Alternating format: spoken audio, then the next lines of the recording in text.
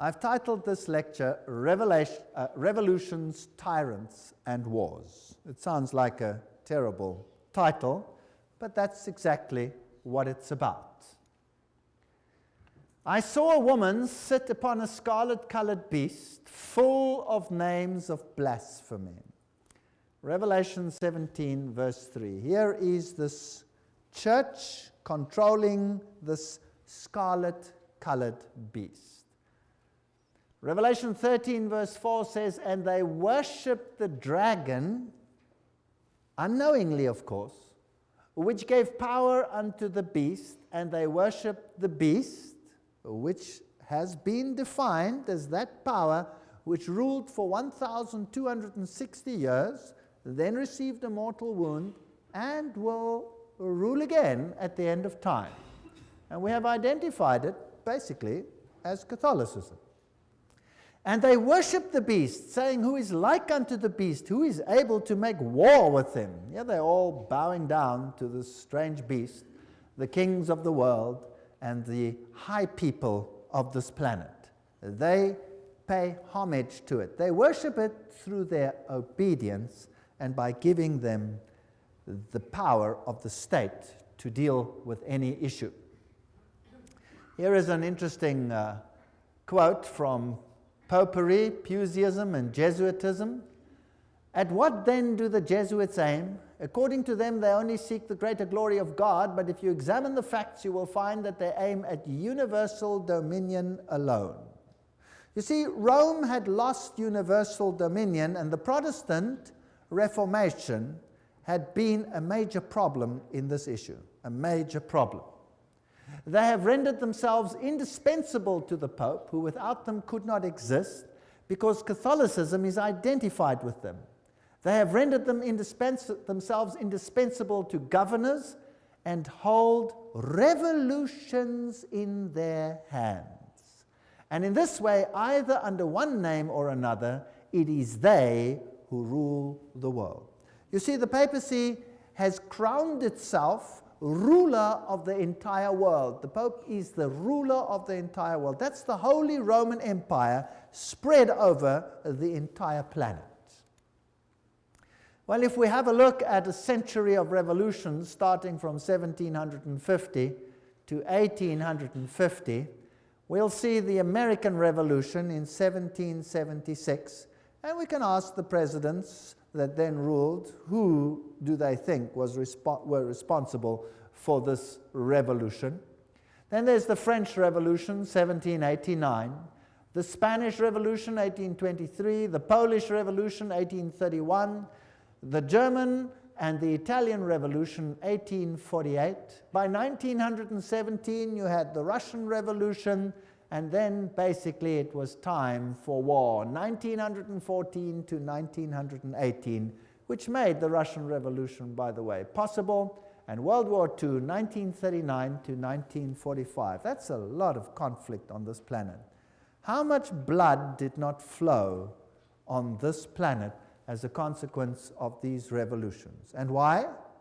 Because one power wanted absolute control. And the Bible says the dragon gave it its power so that everybody should be subject to that power and to none other. Well, let's have a look at a brief chronology here. In 1717, we're dealing with this time period of terrible, terrible conflagration on this planet. The Masonic Grand Lodge of England was founded.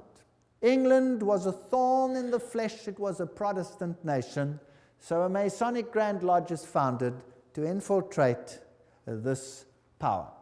1721, the first Masonic Lodge was founded in France.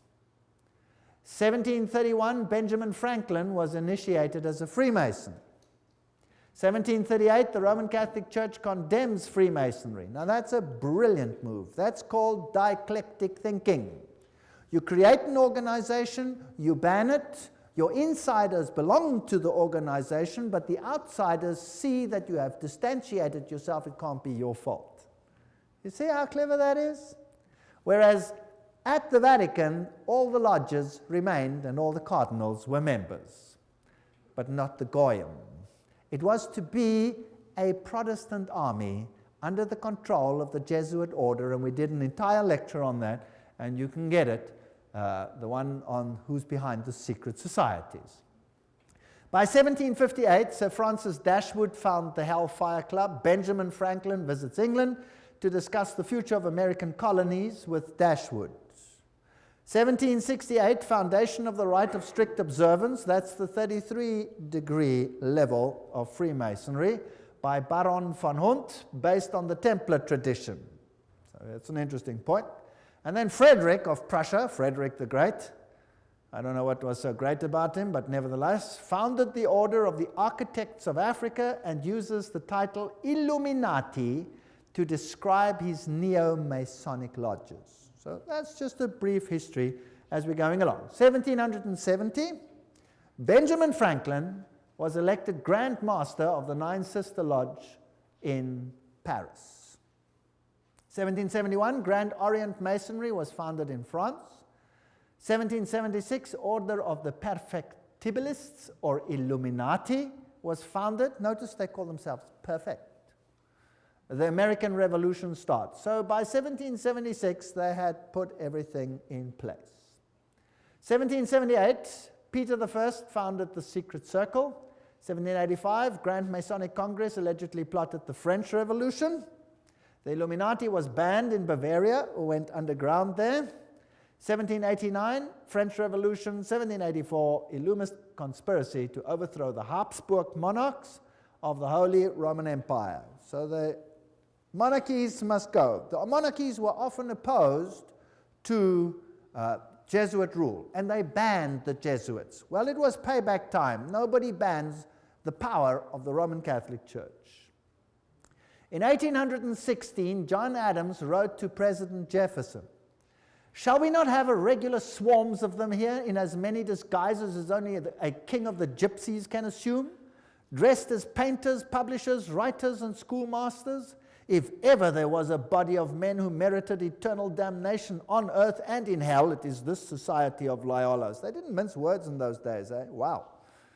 That's the new Jesuits. There's the quote. Everything I say has got a quote. Now, many writers warned of this great conspiracy of the Jesuits. Samuel Morse, remember, the founder or the inventor of the Morse code, wrote, "The author undertakes to show that a conspiracy against the liberties of this republic, the United States, is now in full action.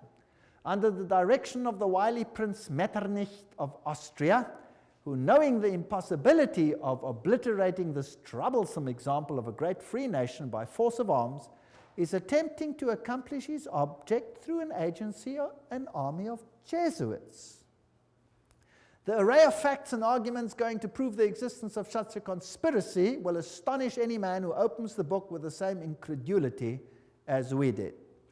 So those are the people that the presidents believed were behind all these conspiracies. President Abraham Lincoln himself said the Protestants of both the North and the South would surely unite to exterminate the priests and the Jesuits, if they could learn how the priests, the nuns, the monks, which daily land on our shores under the pretext of preaching their religion, are nothing else but emissaries of the Pope, of Napoleon III, who was a high Freemason, of course, and other despots of Europe, to undermine our institutions, alienate the hearts of our people from our constitution and our laws, destroy our schools, and prepare a reign of anarchy, here as they have done in Ireland, in Mexico, and in Spain, and wherever there are any people who want to be free." That's quite a statement. 50 years in the Church of Rome, the priest Father Chenicky wrote, he used to be a Catholic and then became a Protestant, "This war would never have been possible without the sinister influence of the Jesuits. We owe it to popery that we now see our land reddened with the blood of her noblest sons." Abraham Lincoln, 1865, 16th President of the United States. Lincoln's private letters that were burnt by his son Robert, restated by Charles Chenicky, who was the personal confidant of the President. In a letter dated 22 January 1870, Mazzini wrote to Pike. Now, Albert Pike is this high Mason who wrote this, the manual, if you like, of Scottish Freemasonry. He said the following: we must allow all of the federations to continue just as they are. It must appear as things are as they were in the beginning, with their systems, their central authorities, and diverse modes of correspondence between high grades of the same right, organized as they are at present, but we must create a super right, which will remain unknown, to which we will call those Masons of high degree, whom we shall select. With regard to our brothers in Masonry, these men must be pledged to the strictest secrecy. Through this supreme right, we will govern all Freemasonry, which will become the one international center, the more powerful because its direction will be unknown. Now, Albert Pike wrote a letter to Mancini, and that was dated August 15, 1871, in which he propagated that there should be a world order, a one order where all nations are under the control of one central organization. And in order to achieve this, they planned, and there are numerous quotes for this, so I've put a number on the screen because some will say, I don't trust this, I don't trust that, I don't trust the other. Here are references down there, there are references up there, there will be references in other slides, so it comes from different sources. He said, and this was, by the way, on display in the British Museum and could be seen there until it was taken away. The First World War, to overthrow the power of the Tsars in Russia, protector of orthodoxy, and bring about an atheistic communistic state. Did that happen? Yes. Now that was written long before this event. Long before this event. This was written in 1871. This war broke out in 1914. The Second World War, that's also written long before the event, to originate between Great Britain and Germany, to strengthen communism as antithesis to the Judeo-Christian culture, and bring about a Zionist state in Israel. Did it achieve this objective? Yes. In fact, after this war, Israel, in its present form, was reinstated under the protection of Britain. And then, interestingly enough, a Third World War, a Middle Eastern war involving Judaism and Islam and spreading internationally. That's fascinating. Is that on the cards, or what do you think? Certainly sounds like we are on track. Well, here's another quote, just in case people don't like that quote. Mazzini with Pike developed a plan for 3 world wars so that eventually every nation would be willing to surrender its national sovereignty to a world government. The first war was to end the Tsarist regime in Russia, the second to allow the Soviet Union to control Europe, the Third World War was to be in the Middle East between Muslim and Jews and would result in Armageddon. Interesting.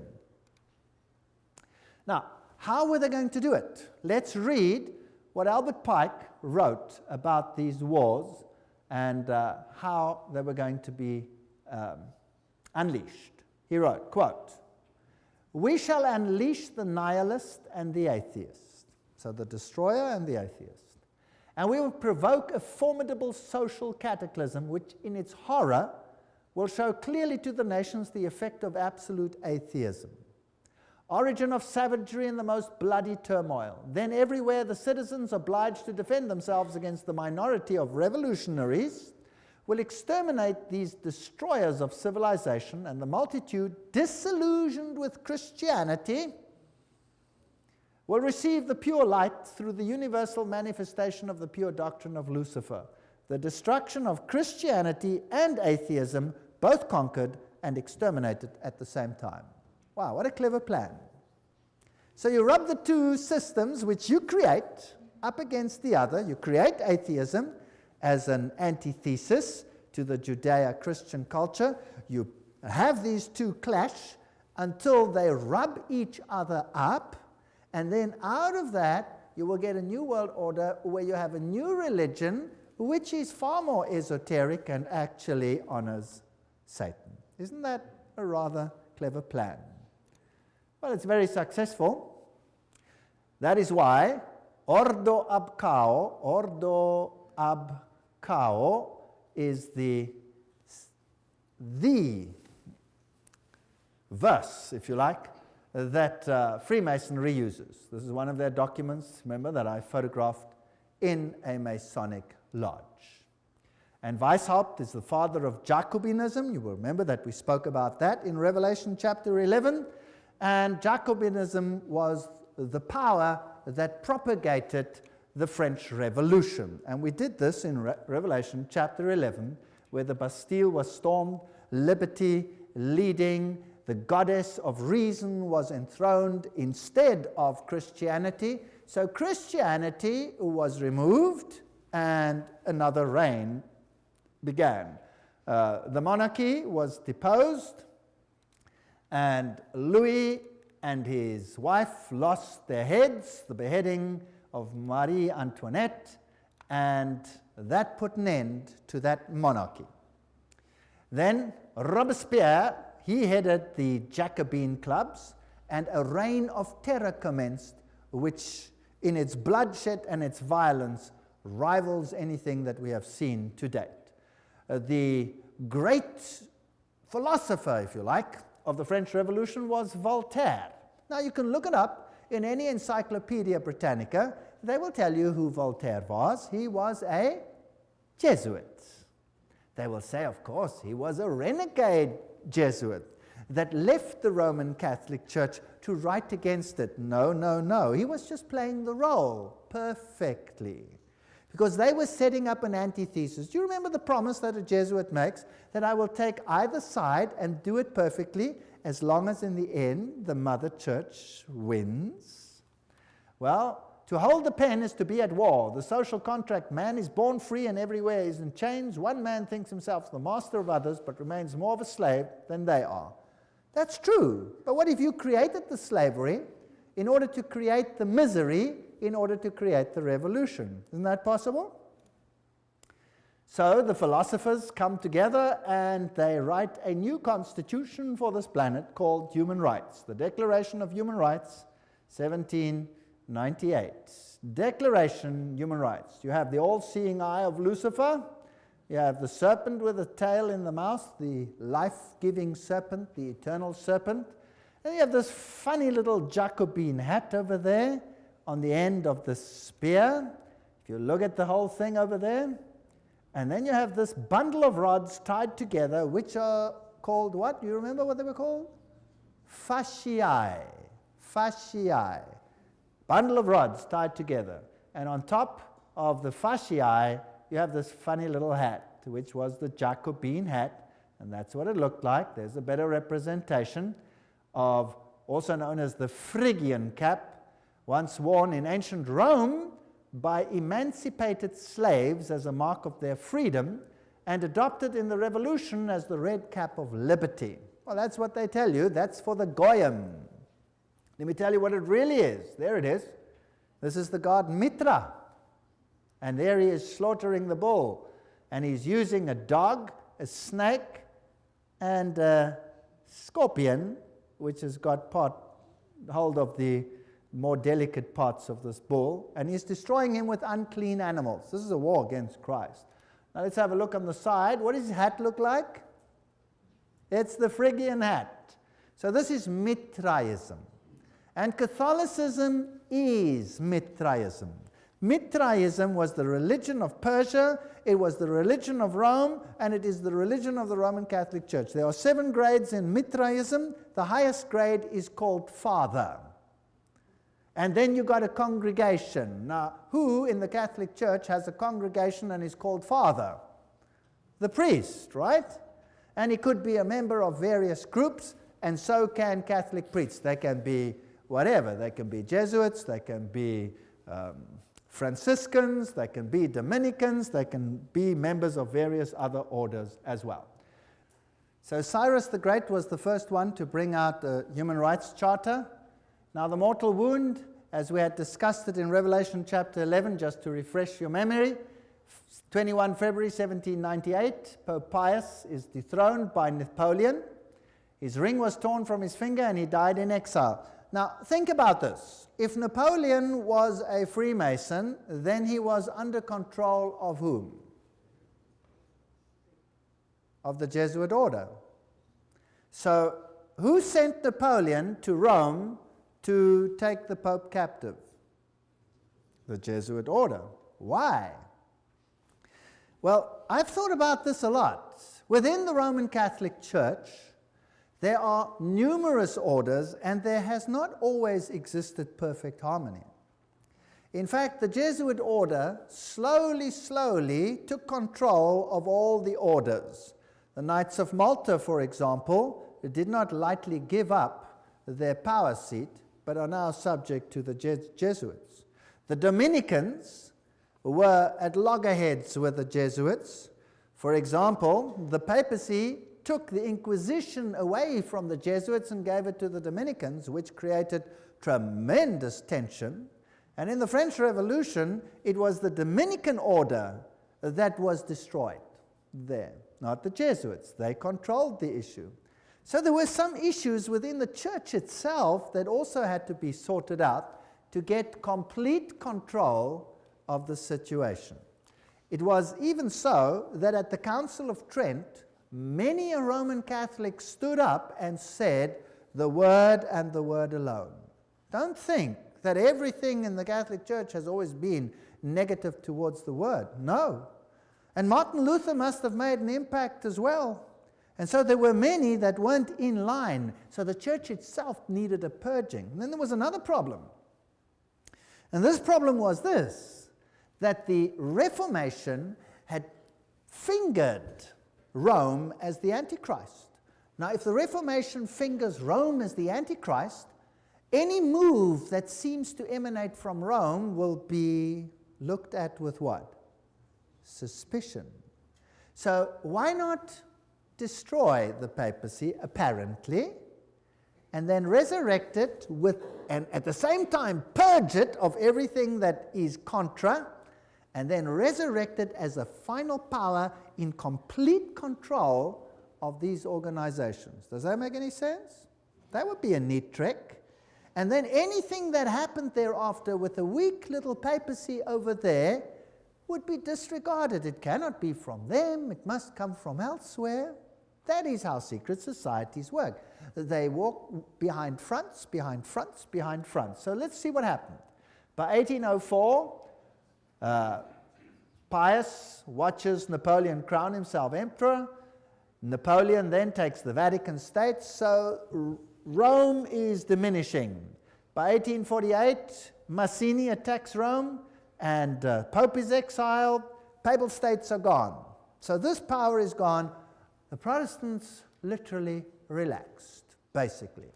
Dangerous thing to do. Berthier takes the Pope captive.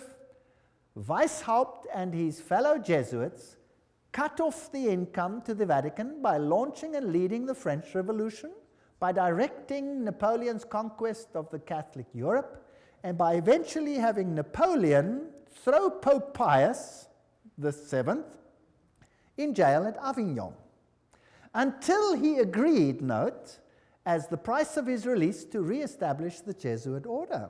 It had been banned, even in the Catholic Church, imagine that. So it had worked underground. This Jesuit war, or maybe it had been banned purposefully to make it seem as if there was a war. You never know, because these people are superb liars. But this is history. This is what happened. This Jesuit war on the Vatican was terminated by the Congress of Vienna and by the secret 1822 Treaty of Verona. There's the quote. Everything I say has got a quote. I'm not making anything up. After Pope Pius was released from Napoleon's prison, he formally restored the Jesuit order with a papal bull. Now that is the strongest worded statement that a pope can bring forth. In 1814, and the Pope added in this bull, if any should again attempt to abolish it, the Society of Jesus, he would incur the indignation of Almighty God and of the holy apostles Peter and Paul. So this could have been a ruse, it could have been a game, what could have been real, whatever the situation is, we will never really know until the curtain is removed one day. But religious freedom for all. And revolutionaries take to the streets and do what they feel they have to do. Joseph Bonaparte, here he is, 1768, 1844, King of Spain, and he was Grand Master, Grand Orient in France. So here you have all the Masonic connections. This comes from the Masonic book, Masonic sources. Napoleon, himself a high Freemason, is now waging war in the whole of Europe, cleaning up the monarchies, and then he has a war with England. Now, who controls England by this stage? The Freemasons. So we have a Battle of Waterloo, and these are the generals that fought on the two sides. Michel Ney and E. von Grouchy, they are on the side of Napoleon.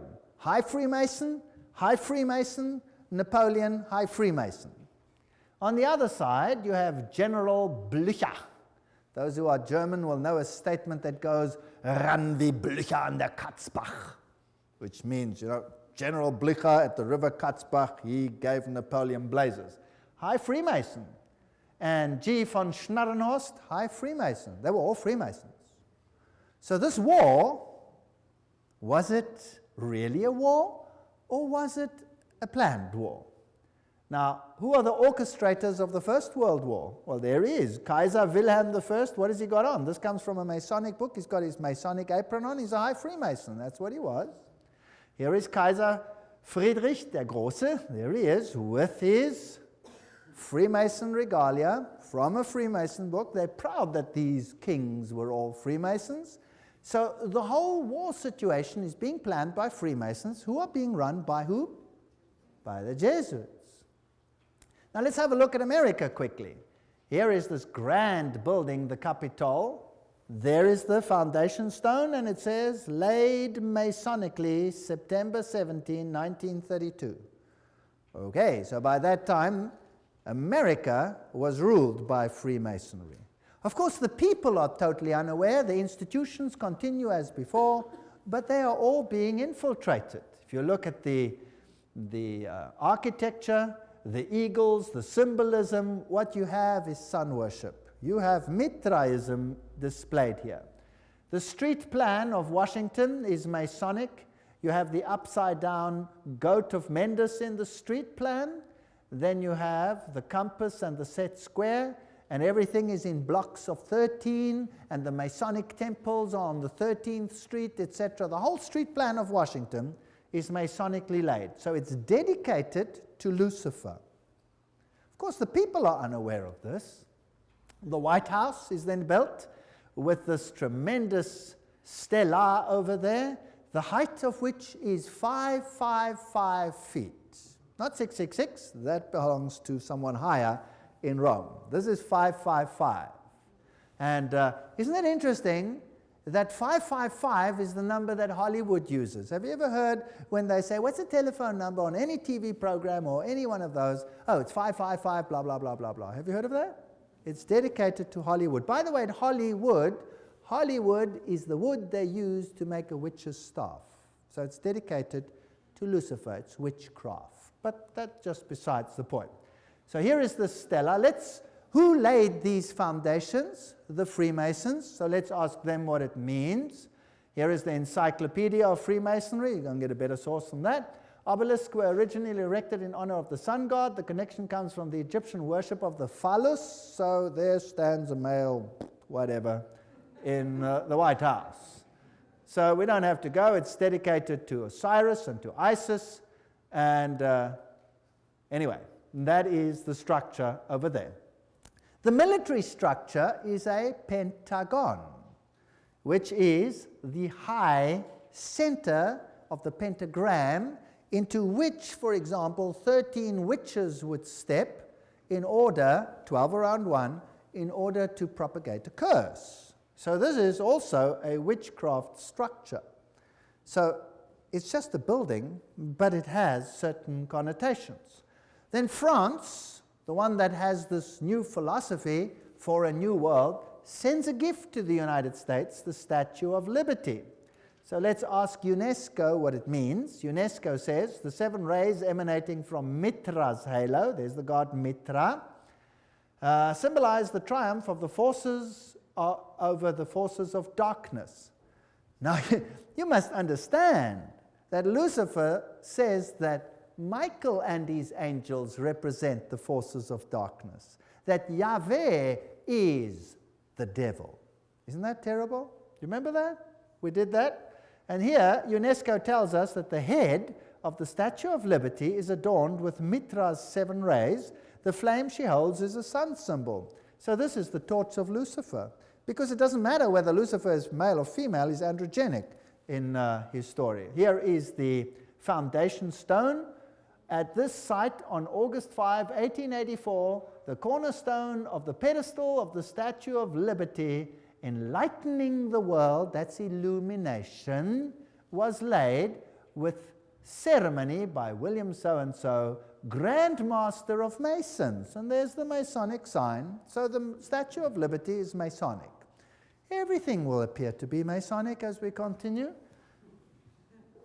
Tex Mars writes, towering above the shimmering but polluted waters, she holds in her outstretched arm and her hand the torch of fire and light, a gift of the Masonic order. The modern inheritors of the Illuminati heritage of the Statue of Liberty was sculptured by Frederic Bartholdi, a member of the Masonic Lodge of Alsace-Lorraine in Paris, France. The statue is significant to the secret societies plotting the New World Order. There you go. Right, by 1854, Pius declared the Immaculate Conception of the Virgin Mary. Now, Mary she's always been there in Roman Catholicism, but now Mary is being placed into the very center and legitimized as the Mother of God and as an entity in heaven. In 1869, Pius summons the First Vatican Council, and in 1870, the Dogma of Papal Infallibility is published. Now we have another God on earth. And Ultramontanism triumphs. The Jesuits see to it that all power is concentrated in one man. What happens then? By 1917, the Russian Revolution. And you had this interesting Fatima message. There's a link with Islam there, but never mind, we'll come to that in the next lecture. Russia will be converted. The Holy Father will consecrate Russia to me. And then there was a vision of hell, and the third vision was that the present Pope would have an assassination attack, which happened. Now, it's not too difficult if you've planned all these things from the beginning to say what will happen. You see? Not too difficult. Now, let's have a look at the parallels between the Jesuit French and the Russian revolutions. They worked like this. Both revolutions were based on communist writings of Freemasons, Voltaire, Marx. The Jesuits perfected communism on their reductions in Paraguay. So in Paraguay, they tested whether this would work or not and perfected it there. Both revolutions plundered the state churches. Both revolutions ended the monarchies. Both the Bourbon and the Romanov dynasties had expelled the Jesuits. Both of them were gone. They weren't going to take this chance again. Both revolutions produced republics in form, but absolute monarchies in power, controlled behind the scenes by the people that were now in control. Both revolutions declared atheism as the religion of the state. Both revolutions carried out a reign of terror by an inquisitional secret police. And boy, was that some reign of terror. Millions died. Stalin is personally responsible for the death of millions of people. Both revolutions resulted in military dictators responsible for the elimination of dissenters. Exactly the same pattern. If it works once, why not use it again? The lesson learned on these Platonic republics there in Paraguay provided the groundwork for Marx's Communist Manifesto, by which every nation on earth would be reduced to granny reductions, thereby destroying the white Protestant middle classes while restoring the communal feudalism of the papal Caesar's dark ages. That's just a quote. Well, it's a bit sharp, but it more or less sums it up. So Karl Marx, by 1844, wrote the Communist Manifesto. That's when he wrote it. That's when it was published, 1848.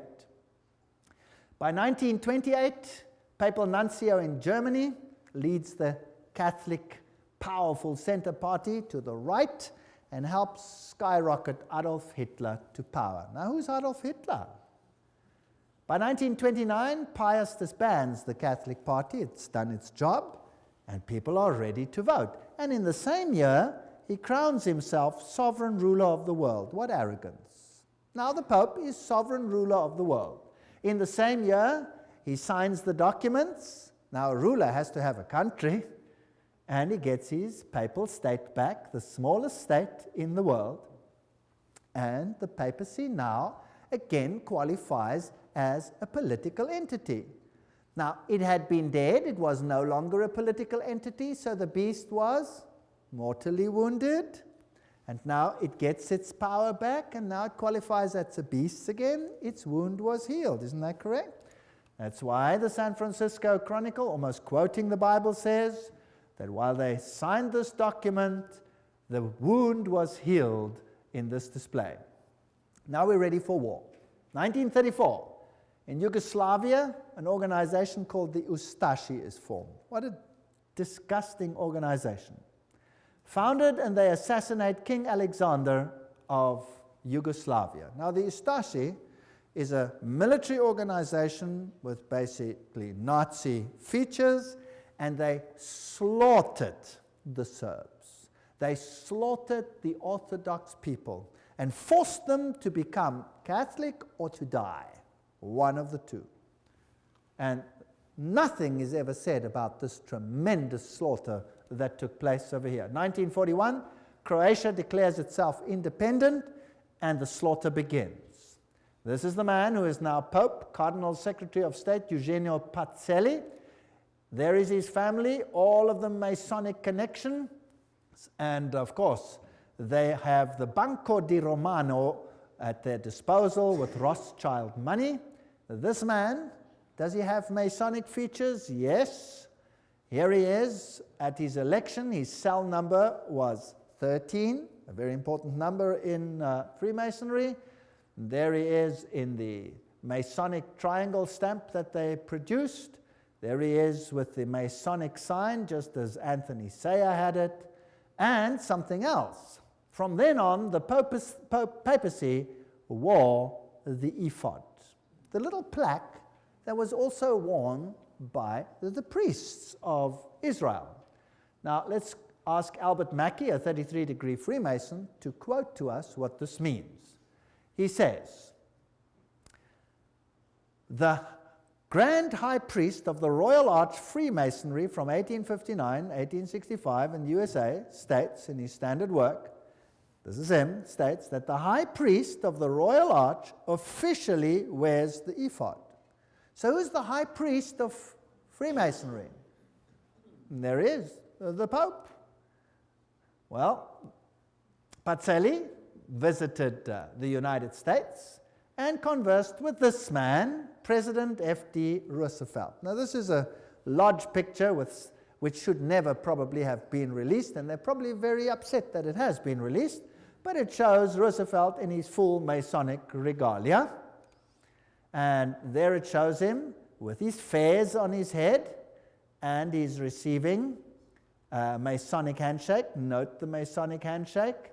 And interesting fez, we will come to that in the next lecture, what that all symbolizes, why they are wearing fezes. And he appoints Myron Taylor as special envoy to the Vatican. Now, let's have a look at the Freemason political leaders in the United States, and I'm just quoting from various sources and web pages. There will be different ones here, so you can check it out for yourself, to show you just who's control at the moment. We'll just run through them quickly and see what degrees they are. Bill Clinton, 33 degree. Newt Gingrich, 33 degree. Bob Dole, 33 degree. Jack Kemp, 33 degree. Storm Thurmond, 33 degree. Colin Powell, 33 degree. Jesse Helms, 33 degree. Barry Goldwater, 33 degree. Al Gore, probably 33 degree. Then another one over here, another one, James Monroe, Andrew Johnson, James Garfield, McKinley, Roosevelt, of course, William Taft, Franklin Roosevelt, Harding, Lyndon Johnson, Gerald Ford, Ronald Reagan, George Bush, all of them, Yitzhak Rabin, Yasser Arafat, Prince Philip, Duke of Kent, many others. Here's another source. Saddam Hussein, that's interesting, we'll have to come to him, 33 degree Freemason. Tony Blair, 33 degree. Gerhard Schröder, Prime Minister of Germany, if you like, President, 33 degree. Benjamin Netanyahu, 33. Yasser Arafat, 33 degree. Ronald Reagan, Gorbachev, Helmut Kohl, Shimon Peres. Helmut Kohl is also a committee of 300. Francois Mitterrand, 33, was Grand Orient Lodge, of course. Yitzhak Rabin, Willy Brandt, all of these old ones were Freemasons. Some more. Joseph Stalin, he was Illuminati. He was a member of the Grand Orient Lodge. Leon Trotsky, Grand Orient Lodge. Kissinger is a member committee of 300. J. Edgar Hoover, 33. Cecil John Rhodes, Aleister Crowley. Walt Disney was a 33-degree Freemason. Olive Palm, Al Gore, Tony Blair, Joseph Mengele. That's interesting. That's the mass murderer of the Nazis. He was Illuminati. Robert McNamara. You name it, they're all there. Billy Graham. Oops, sorry, let's move on. Colonel John Glenn, Buzz Aldrin. Everyone who's ever been up in space has to be a Freemason of the highest degrees. Edgar Mitchell, all the way through, Francis Bacon, Lord David Owen, all the negotiators, Richard Halbrook. I'm just running through some of them. Alan Greensprang, Peter Wallenberger. Queen Elizabeth is the queen of the Bilderbergers. Prince Philip, Queen Beatrix, she's the committee of 300. Prince Bernard of the Netherlands, committee of 300. And so we go on and on and on and on. Ted Kennedy, Rockefeller, David Rockefeller, Teng Hui, Baron von Rothschild. Hillary Clinton is 6 grand dame. She's a very high Freemason. Albert Pike, of course, you know, Bertrand Russell, Otto von Habsburg, Weishaupt, all the way back. Here is Edgar Hoover. President Dwight D. Eisenhower there honors him with the 33 Grand Cross at the special White House ceremony. They're not ashamed of any of this. Here are just about all the presidents of the United States in the presidential gallery of the lodge. I photographed this myself. I went into the lodge, I went into the presidential gallery, I photographed each one of these. And then, me? Not me. Anyway, there they all are as Freemasons. If we look at the American dollar, some very interesting things happened under the time of Roosevelt. There is this symbol on the dollar, there's that symbol. We haven't got time for all of this. In God we trust, one. If you look at this symbol over here, it says Annuit Cuptus Novus Ordo Seclorum. If you intercalate the hexagram, then you'll have this A-S-N-O-M, which is a scrambling of Mason, Mason. If you go to the other side, it points to objects, and it then reads Arlto, you have Arlington. There's too much there to talk about, and many interesting things. If you go to the 1 and you go to the half moon, there's a little structure over there. Can you see it? It's a micro dot. You'll have to get a magnifying glass and look at it under a magnifying glass, and you'll see it's a little owl. A little owl. Owl in a half moon. And this over here you'll see is a spider's web. There's a lot of symbolism over here. Now if you go to the ancient coins, you'll see that the deities were associated with the owl, and you will see that when we went to the Bohemian Grove, what did they worship there? The great owl of Bohemia, and you saw the presidents of the United States bow down to the owl of Bohemia. Quite a scary business. Now, looking at this symbol, you have the all-seeing eye of Lucifer. It is not yet on the base of the triangle. When it is placed on, he will have his kingdom. But that is Lucifer, Annuit Coptus, he God, Novus Ordo Seclorum, new order of the ages. There are 13 levels over there. The bottom one is the date of the founding of the independence of the United States, but it is also the founding of the Illuminati. You have the spider's web, symbol of the new age. You have over here the band, the ribbon of Lucifer. You will see it over here in this Roman Catholic Church, where you have Anubis, the phoenix, symbol of Jupiter, the god Jupiter, and the skull and crossbones, and there you have the ribbon. You see it? Associated with Jupiter. That's on the flame. And all of these symbols tell us one interesting story. On the other side, you have this symbol. There are 9 feathers. There are 13 spears. There are 13 leaves. There are 13 pentagrams. shaped in the form of a hexagram. You have the eagle.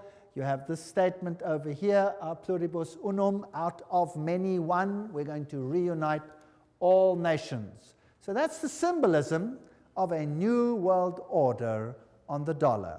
The world is going to be united under one central government, and that government is going to be in control of Lucifer, not Jesus Christ. Although Jesus Christ, of course, knows about it, permits it, and is ultimately in control. He tells us ahead of time that this is going to happen. And then the end of the story is that Jesus will reign on this planet.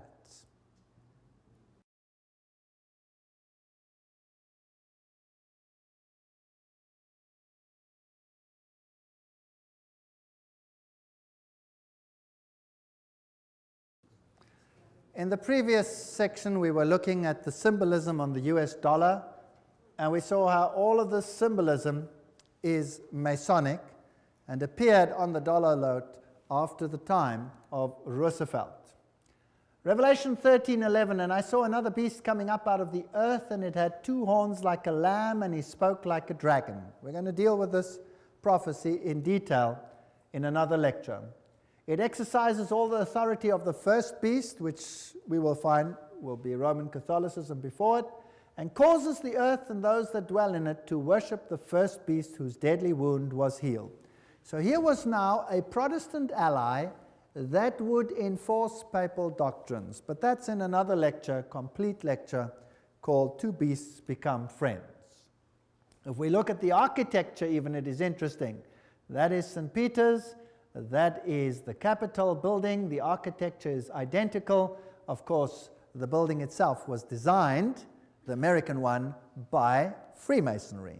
And Freemasonry is in control by whom? The Jesuit order. Now let's have a look at some of the symbolism over there and some of the interesting issues. We are now ready for the Second World War, and the 3 main role players of the Allies are this man over here, Winston Churchill, and he was a what? 33-degree Freemason. We saw Roosevelt in his full Masonic regalia. He was a 32 or 33-degree Freemason. And then we have Stalin, who was, of course, Grand Orient member, so 33-degree Freemason. They're all on one side.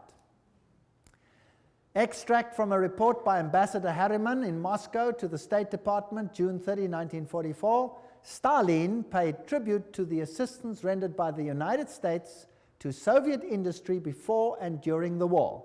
He said that about 2/3 of all the large industrial enterprises in the Soviet Union had been built with United States help or technical assistance. The other third had been Britain.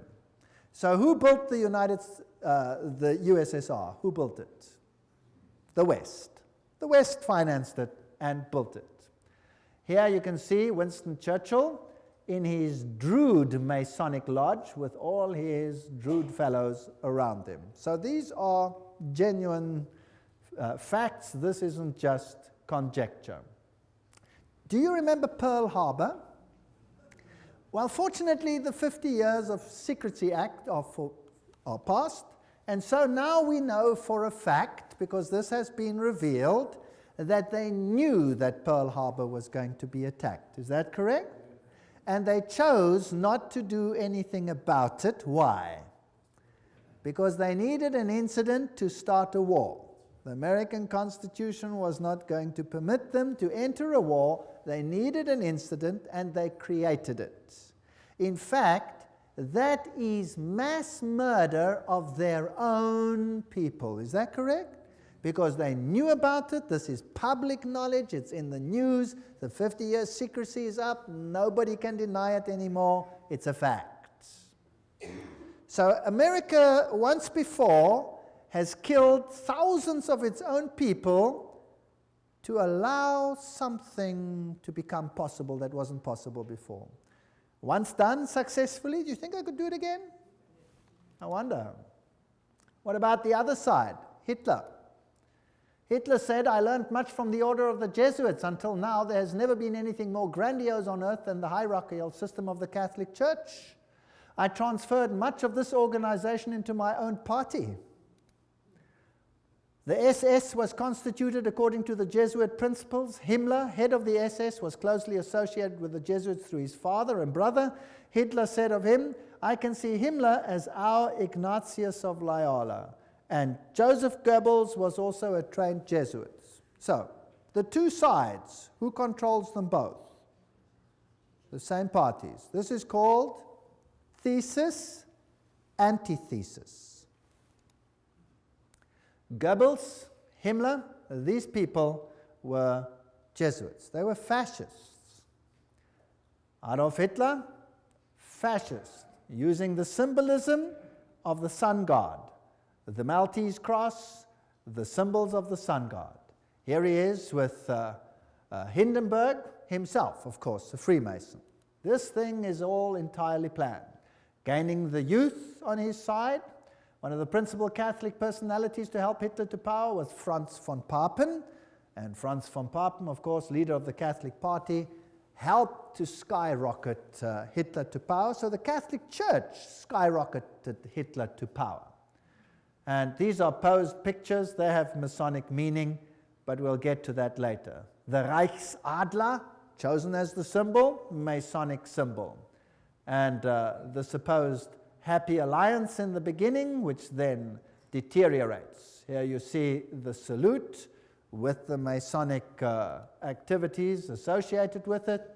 Here he is together with the church leaders, and here you can see the cardinals giving the Heil Hitler salute. So the church was very much involved with the Nazi movement. There is a bunch of cardinals giving the Heil Hitler salute. The Pope and the Führer, you will recall that even to this day there is tremendous anger about Pope Pius having now been declared on his way to sainthood because of his connection with the Nazi movement. Well, here is the new Reichsbischof Ludwig Müller, the Protestant one, who greets Adolf Hitler with a nice handshake. The previous one, the previous Protestant bishop, no longer lived because Adolf Hitler had him executed. So this one must have been a puppet on the religious side. So the Catholics and the Protestants next to each other. Now understand the war. Let's think about the war. Who is the problem in terms of the Roman Catholic Church? Firstly, the Orthodox Church in the East had been a problem. The First World War sorted that out. The Tsar had been removed, and the Orthodox Church had been subjected, as were all the churches, to make it look right, by atheistic communism.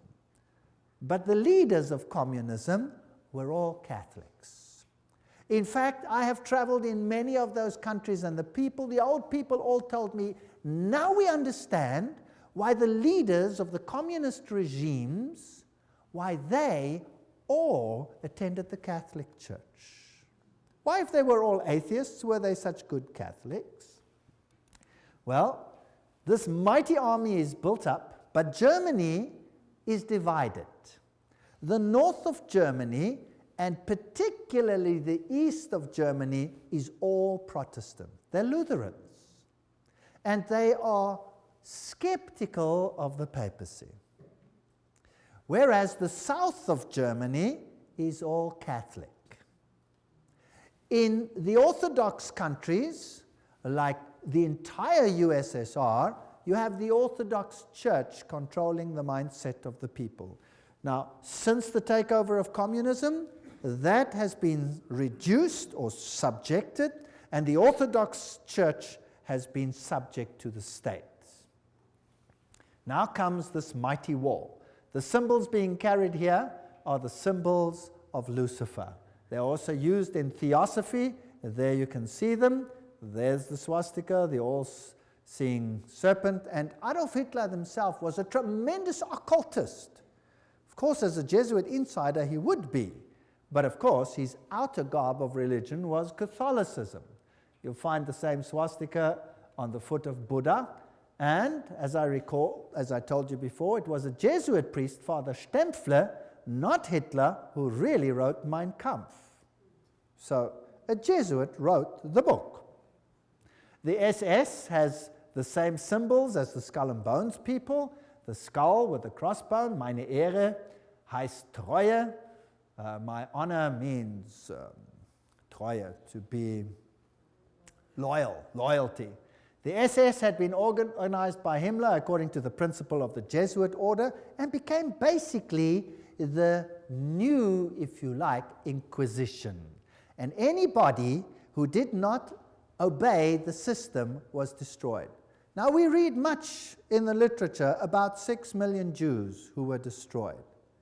But we read nothing about 2.5 million of the most brilliant people in Germany, all the professors, all the intelligent, highly educated Germans who were killed by Adolf Hitler.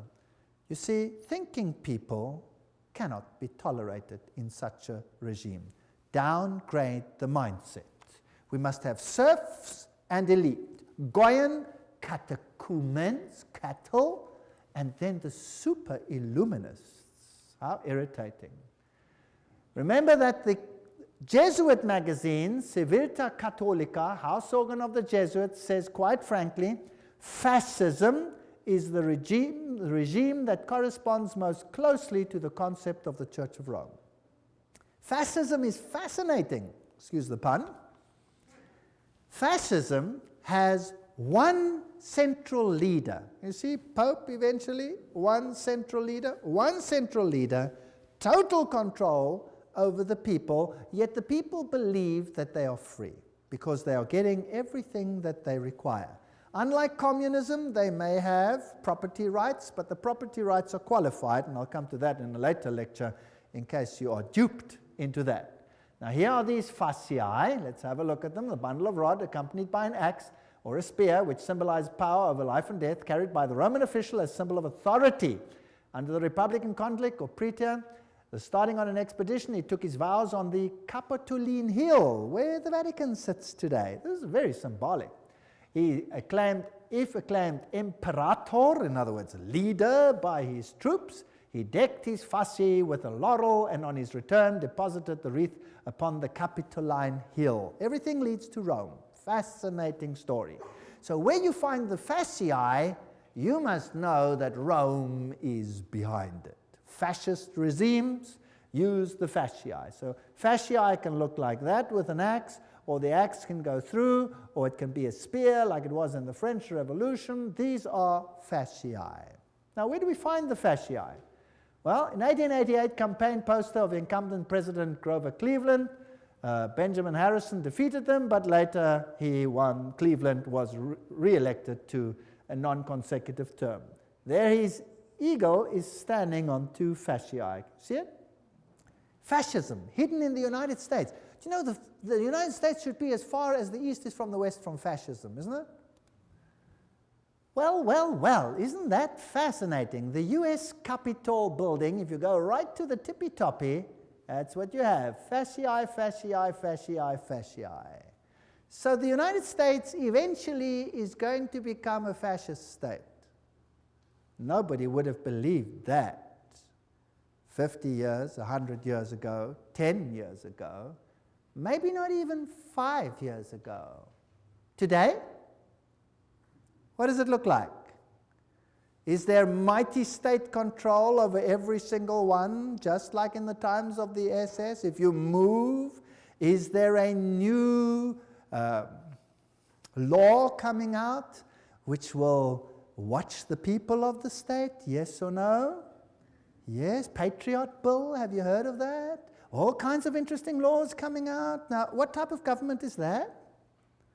Interesting. There it is. Did you know that the fasciae here, fasciae behind the rostrum podium of the House of Representatives in Washington, D.C., note the back of the chair resembles a golden axe. There it is, the axe and the fasciae.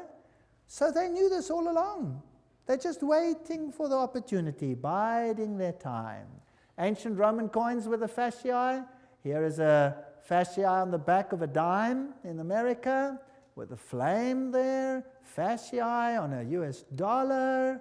And presidents sitting next to fasciae is Washington. Even Abraham Lincoln sat on a fasciae chair. Here's the insignia of the National Guard. It has fasciae. There are fasciae and the Statue of Liberty.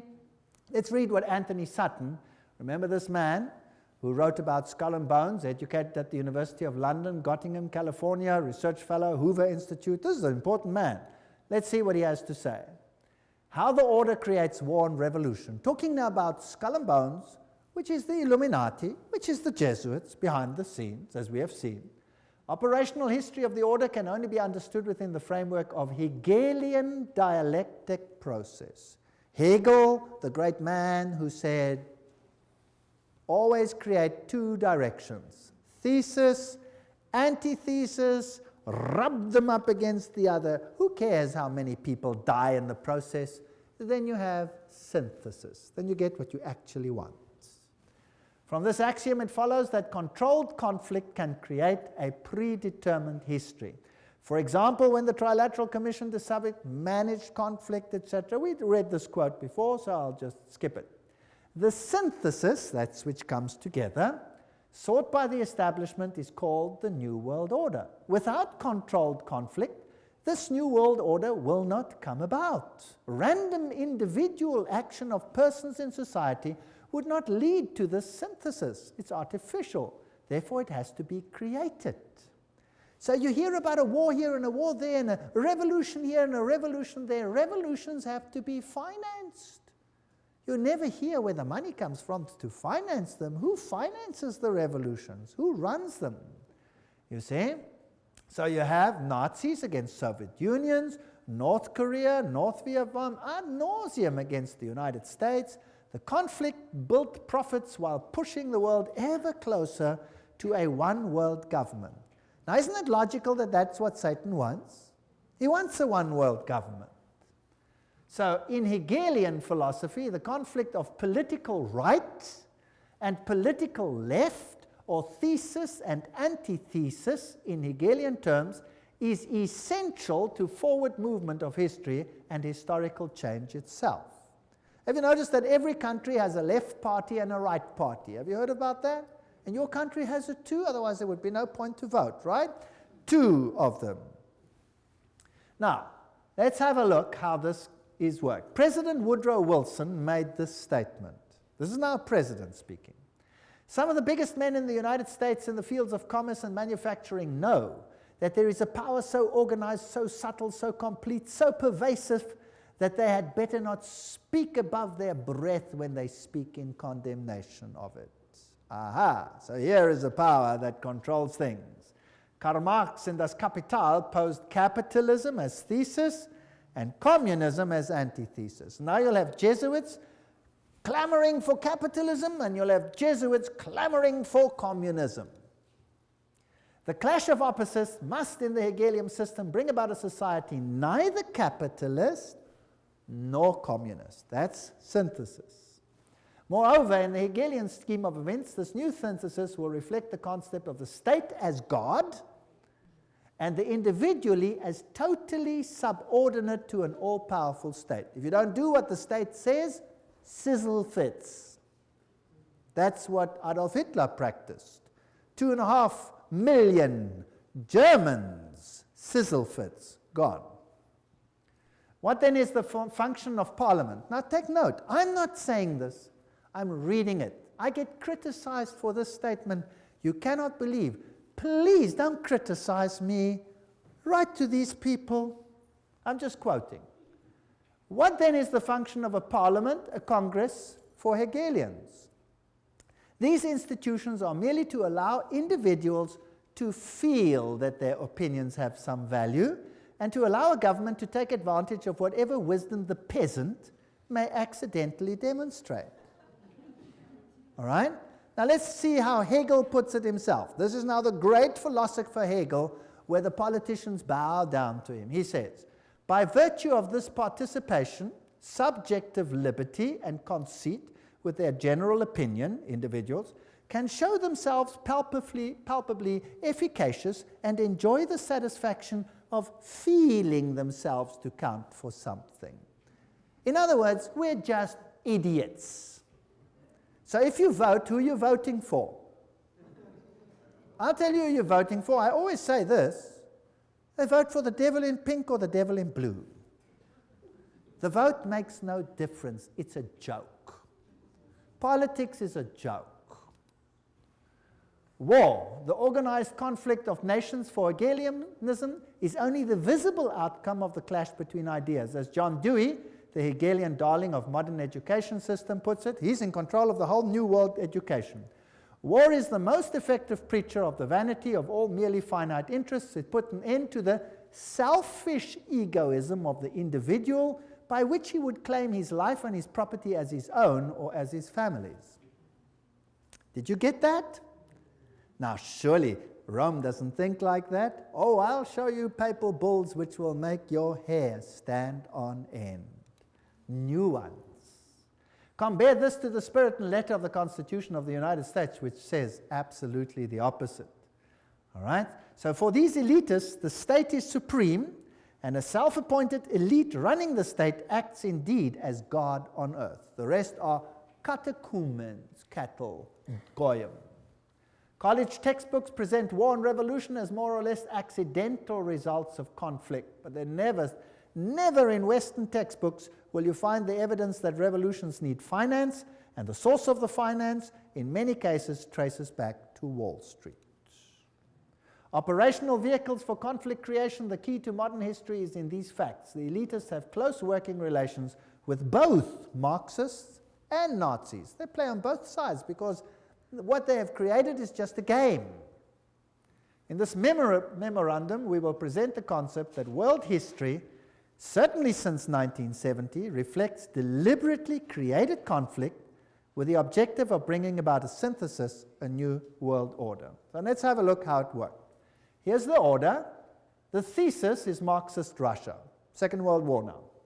The antithesis, Nazi Germany. Who financed them? Who financed the Russians? Guarantee Trust Company. Who financed the Nazis? Guarantee Trust Company. And then you have Harriman, formerly of Harriman and Company, etc., etc. Same people over here. Harriman, Nazi interests. Same people finance both sides. Then you have the Bolshevik Revolution, 1917 and 1933, Hitler's ascension to power, conflict between the two, tremendous profit, and the result, post-World War II, United Nations as the first step to a new world order. There you have it. Beautifully. Financed by the same sides. By 1948, the atomic race. By 1950, Mary receives pilgrim status. 1950, Francis Matthew calls for nuclear war with Russia, and they start arguing between the two of them. Notice how many were killed by Stalin. Among the 1,766,188 victims up to the beginning of 1922, figures obtained from the Soviet documents, nearly 5,000 were priests, teachers, nuns, etc. of the Greek church.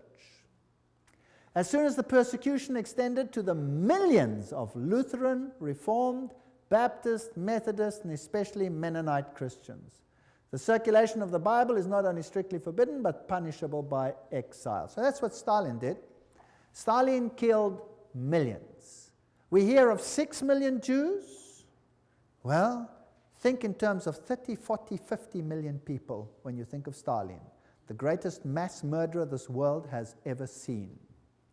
And Foster Dulles, President Kennedy, what is the story there? Well, here is Kennedy, and he's married to this young lady, Jacqueline Kennedy, and they are setting up the United States for a tremendous conflict in the end, and every president has to play the game. Eventually, this president dies, and this one takes over, Lyndon Johnson. But did you know something interesting? A president has to swear on the Bible when he takes over. Did you know that Lyndon Johnson refused to swear on the Bible? What did he swear on? Lyndon Johnson is sworn in as president by Judge Sarah D. Hughes. Just an hour after the assassination, Judge Hughes brought a small Bible for the swearing-in ceremony, but it was substituted for a Roman missal, mass book, that was found on the plane. So he swears on a Roman missal. He refused to swear on the Bible. Doesn't that tell you something? Isn't that interesting? I find that very interesting. Now, why did that president have to go? He was a Roman Catholic, after all. Is it possible that not all Roman Catholics are so easily duped? Here's the motorcade as it travels along.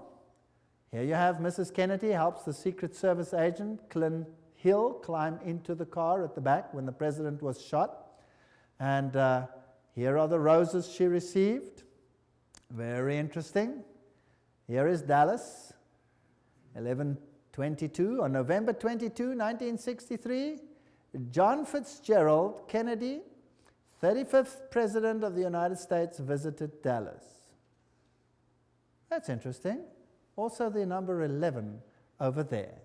That's the building. Here's the building from which he was apparently assassinated, from that window, so they say. There it is, a little bit larger.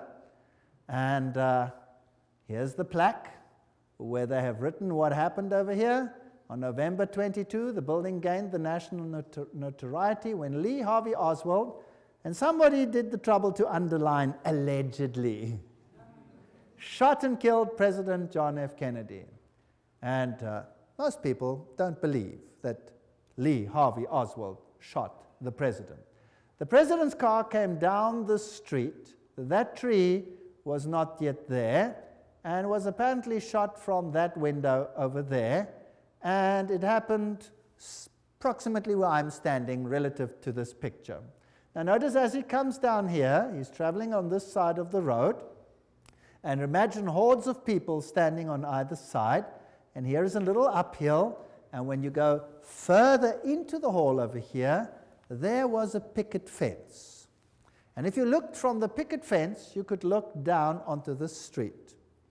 And apparently, when the shots were fired, over 100 people, including the police, didn't run this way, but ran up this embankment towards the picket fence.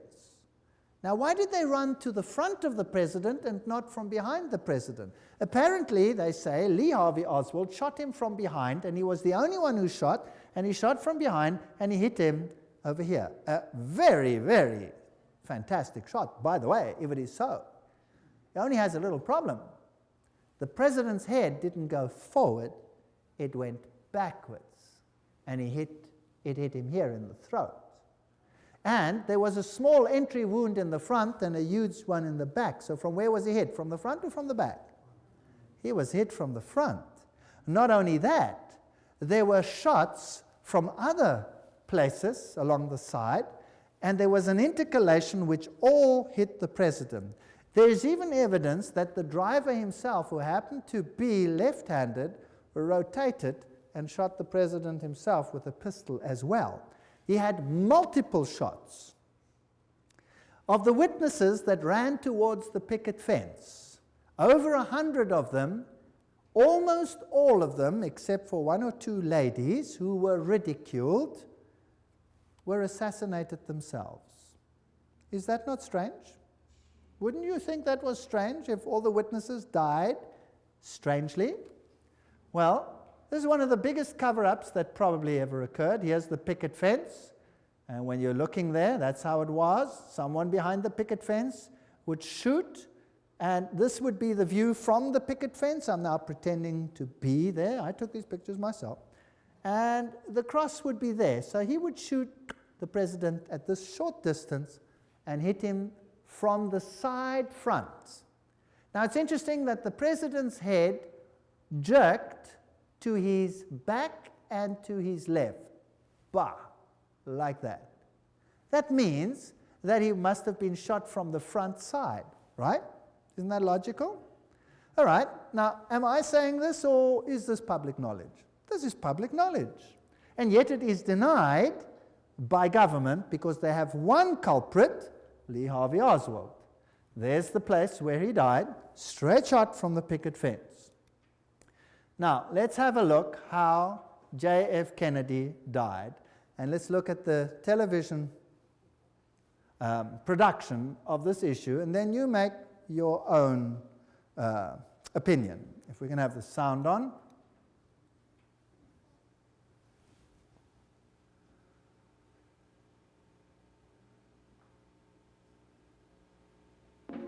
Let's go back to that day in Dallas.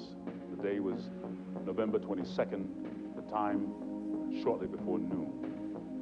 At first, the crowds were thick, but as the motorcade approached Dealey Plaza, it was here that the motorcade violated the Secret Service's own rules. As the car turned, it slowed from 40 miles an hour to 7. It was precisely then that gunshots blasted out. For 6 seconds, the occupants of Kennedy's car were struck by bullets. Kennedy grasped for his throat. He grabs for his throat. Kennedy's head exploded, driven with great force backwards and to the left. Then and only then did the president's car accelerate and speed off. Lyndon Johnson, the new president, ordered a federal commission to investigate the crime. The Warren Commission had given us the official version. Lee Harvey Oswald had acted alone. But if all 3 shots had come from behind, then why did the president's head fly backwards? Why did so many people, including policemen, run not towards the book depository where Oswald was, but towards the picket fence? If the Warren Commission was right, why did so many witnesses claim to see something completely different from the official report? As many as 177 people died simply for knowing too much. The moment Kennedy was killed, a massive cover-up went into operation. Witnesses were threatened, and many were killed. Ian Hill interviewed immediately afterwards. Shots rang out, and he grabbed his chest. There was an interval, and then 3 or 4 more shots rang out. By that time, the motorcade had sped away. With us now is Gene Hill. He was closer to the president's car than anyone else at the time of the shooting. Ms. Hill is a Dallas grade school teacher and has feared for her life for the last 29 years. I understand that 2 men claiming to be Secret Service agents interrogated you after the assassination. What were you asked? They asked me what I had seen. I told them that I'd seen the president hit, that I saw a shooter from the knoll, and that I'd heard 4 to 6 shots. But they told me I didn't hear but 3 shots.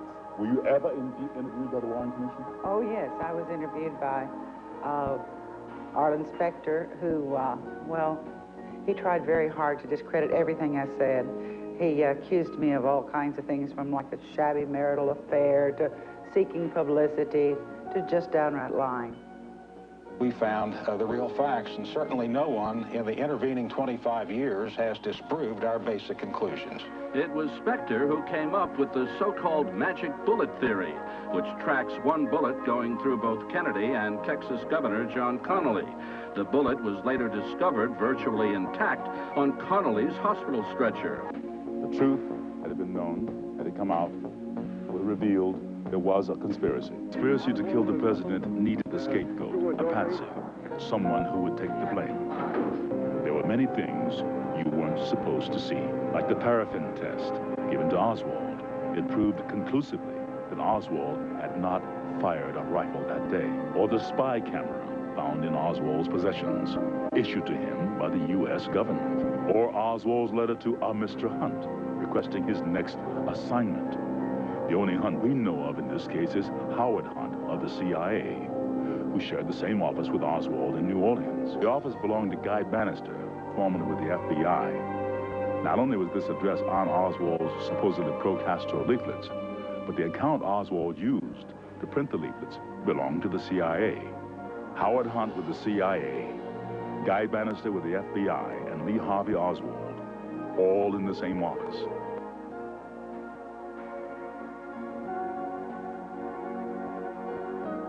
Kennedy's motorcade was arranged to make 2 turns, taking him directly into a triangulation.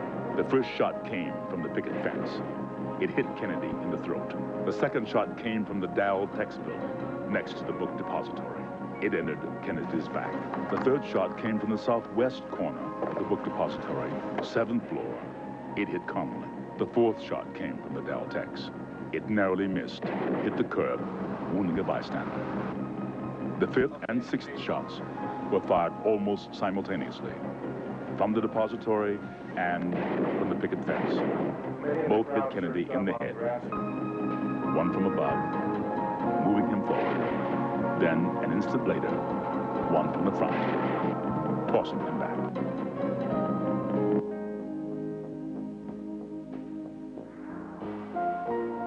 Here you you see the passenger in the front turning back, looking at the president. Instead of jumping back to assist him, he turns forward. The driver's now rotating. The weapon comes into view, and he fires. You'll see this repeatedly in these sequences. Kennedy's been shot in the throat. He's leaning to his left.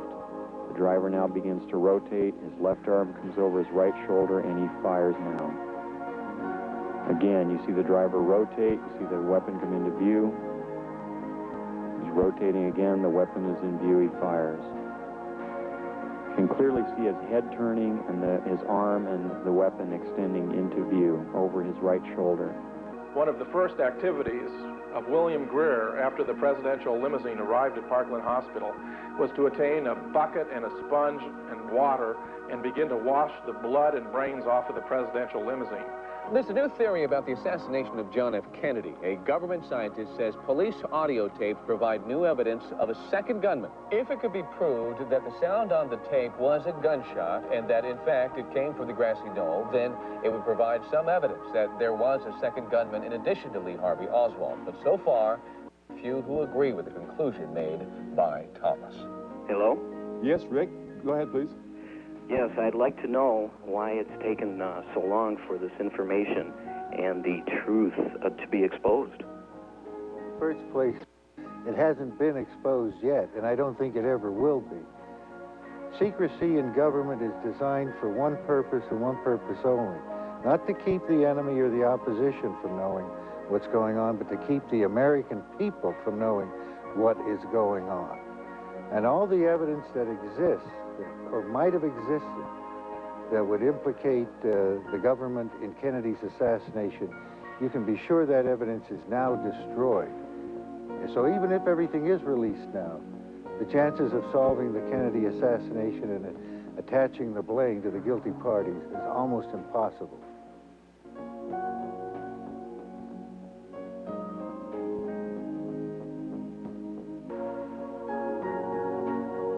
Kennedy was changing the status quo. He decided he could no longer trust the CIA. He was transferring covert operations directly to the Joint Chiefs of Staff. Shortly after that, he fired Allen Dulles, who had been the Director of Central Intelligence since 1953. Kennedy continued to make enemies as he pulled back from world confrontation. He ordered U.S. troops out of Vietnam. This was an incident that took place. Well, you saw that driver rotate, if you could see it. It was very difficult. You could see his head go back. You could see all these things. Vatican Assassin says, but after the failure of the Bay of Pigs invasion, President Kennedy changed due to his betrayal by the Jesuit Council of Foreign Relations in the person of McGeorge Bundy. He sought to break the CIA into 1,000 pieces. Now, the CIA would be like the SS. Why break that? Then he called for a return to America's currency to the gold standard. That was a major problem that would stop the Federal Reserve. And another thing that he said, I will separate church and state. I think that was a big mistake that he made in the eyes of the Jesuits.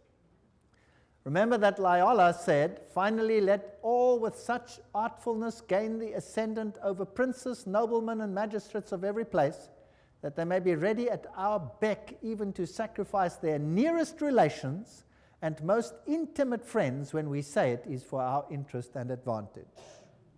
That's fascinating. We know, of course, that Jacqueline Kennedy was raised in a Jesuit convent, but let's leave it there. One of Nixon's main speechwriters during 3 whole years was Jesuit father, the Reverend John McLaughlin, who wrote Nixon's speeches at a salary of $32,000 a year, which was a lot of money at that time. And the next presidents, one of the next ones, Gerald Ford, there's his own signature, 33-degree Freemason. I took this picture myself in the Masonic Lodge. There he signs it, 33-degree Freemason. These people are not who they say they are. And when we look at him, and we look at these handshakes that they have, and the Holy Alliance between the papacy and the United States of America, this is, by the way, a signal picture, and Reagan appointed this man to be representative to the Vatican. So by 1987, Pope John Paul visits the United States. President Reagan meets him and he says, As you exhort us, we will listen. This is not separation of church and state. For with all our hearts we yearn to make this good land better still. The Pope is quoted as saying, I come as a friend of America and of all Americans, Catholics, Orthodox, Jews, all men of goodwill. Well, interesting. Here he is together. This, by the way, also a Masonic signal picture, but we won't go into the details. That's also a Masonic signal picture. We won't go into those details. How do they plan their trips? Let's ask them. Here's Ronald Reagan planning his trip to this president of Russia. And then in September, Gorbachev proposed a pre-summit meeting in Reykjavik, Iceland. Washington agreed. The astrologer fixed the time and the date of departure, and at 9:45 on October the 9th, Reagan flew to Reykjavik. For instance, if you have very bad Saturn, you should cultivate Jupiter so that... Wow. He's now acting like Nebuchadnezzar. Let's call the astrologers to tell us when this meeting should take place.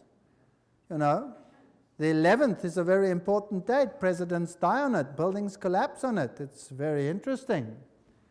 My Pope, Pope Paul II, I confirm for you as the Pope of my secret, the Pope about whom I spoke to the children during the apparitions, the Pope of my love and my sorrow. This is what Mary apparently said to the children at Fatima. This is the Pope of the secret, or this is Mary predicted that he would have an assassination, this Pope, and the modern channels through Father Gobi say that this is the Pope of the promise. Well, Malachi Martin, in The Keys of This Blood, this is a pontifical work, writes, clearly the new agenda, heaven's agenda, the grand design of God for a new world order had begun. And Pope John Paul would stride now in the arena of the Millennium Endgame as something more than a geopolitical giant of his age. He was and remains the serene and confident servant of the grand design. There's another Masonic language. He's going to be the head honcho, the main man. All this bloodshed, all these wars. In Germany, what happened? What did the war do in Germany, the Second World War? In Germany, the north of Germany was devastated. It was firebombed, which was illegal according to all conventions. They threw firebombs on the north of Germany. Hamburg was gutted by firebombs. Now, firebombs don't just destroy military targets. What do they destroy? They burn human beings alive. So it was targeted to destroy the people. And then East Germany, the entire Protestant conclave was cut out and handed over to Soviet Russia for 2 generations of enforced atheism. Today there's no Protestant left anymore. Protestantism has been destroyed. The Orthodox Church has been subjugated. All of them are subject to Rome. Millions of Serbians died. Millions. It has been a slaughter in the last centuries such as this world has not seen. Why? To gain full control of the world. Here is Gerard Newkirk states, over the last 2 decades, in particular during the Reagan years and the last 2 with George W., the United States is looking less like a democracy and more like a highly evolved fascist creature. Isn't that interesting? I'm not saying this, I'm just reading it. Devoid of the idiosyncrasies and shortcomings of its progenitors where they practiced this, this form of fascism has a propaganda machine that is arguably the most efficient the world has ever seen. We are in an interesting time frame. And here you see George Bush with the Pope. Here you see the Prime Minister of England with the Pope. All these 1,000 points of light. 33-degree Freemason, skull and bones member, Illuminatist, 33-degree Freemason with the Pope. And now let's have a look at this picture. Here is President George W. Bush with the Pope under the picture of Ignatius Loyola. Who's going to be the great spiritual leader of the new world order? Please note this picture. The Pope sits on the altar of Chorazim. This is when he visited Jerusalem and Israel recently. Israel. The backdrop depicts Christ with an open book that reads, "Love your enemies, I will come soon." What else do you see on his throne? An upside-down cross. There's the Pope too with an upside-down cross, symbol of Lucifer's victory over Jesus. This is a sad state of affairs, and we looked at the teachings of Illuminism, we looked at the teachings of the Masonic order, of the secret societies, and we saw that Lucifer was their god. They said so themselves. And what do we have to do? Come out of her, my people, that you not be partakers of her sins. I believe that we are on the threshold of history. I believe that the final events are unfolding. And I believe that we need have no fear, because God said that he would give them the opportunity to show their true colors. The final apostasy against God will end in the greatest victory the universe has ever seen, and the kingdom of God will soon be ushered in.